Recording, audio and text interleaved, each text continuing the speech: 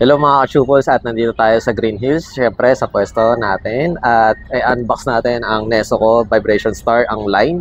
Yan, as you can see mga ka-chupals, MIB yan, ibig sabihin in box. Then unbox na natin para may display sa glass cup.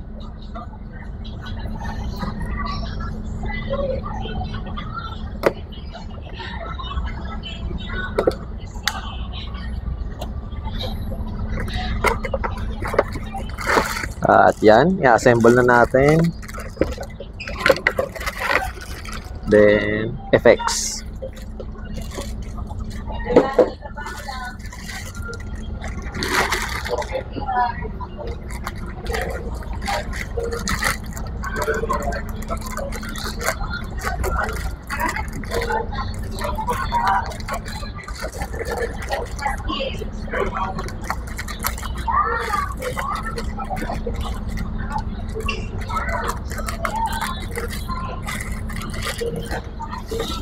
Yan, po tayo. Masyadong mahirap pag nag-unbox ng nakatayo.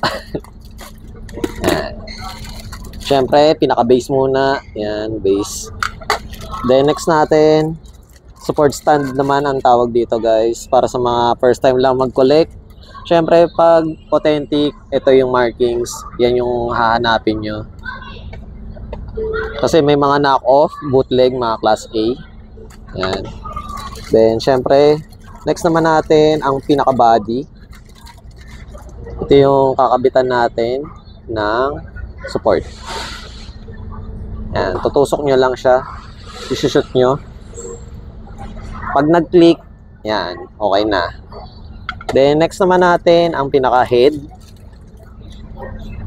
Kapag authentic, mapapansin nyo yung mga glue. Tapos, hindi masyadong pulido yung design or yung pinaka-paint job, pero to quality, authentic talaga.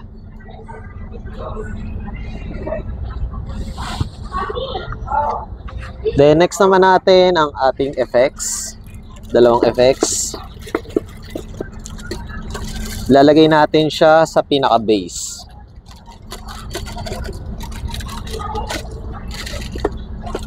Maganda talaga ang mga bagong release na action figure ngayon.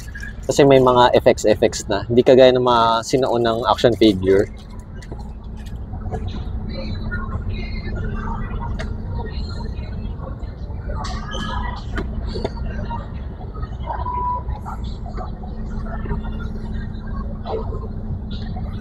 Shoot natin sa butas.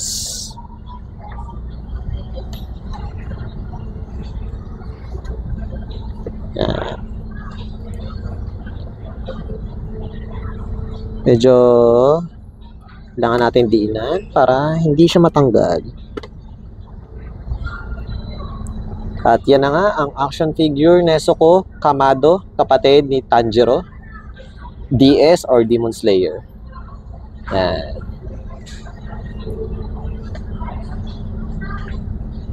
Lalagay na natin sa glass cup.